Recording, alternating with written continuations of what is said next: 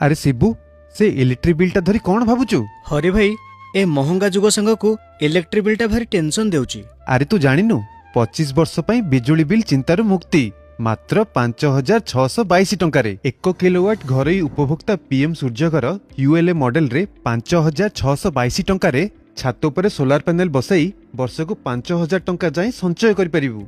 सुने एथिरे net metre मागणा आउ जेनरेशन मीटर बाबद को 3747 टंका अंतर्भुक्त रही।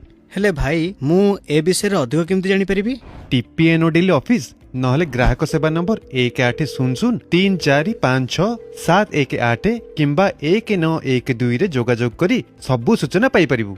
ताहले डेरी काहेकि करूचु? आउ हाँ एही योजना रे सरकारक 55,000 टंकार सब्सिडी सुविधा मध्य रही।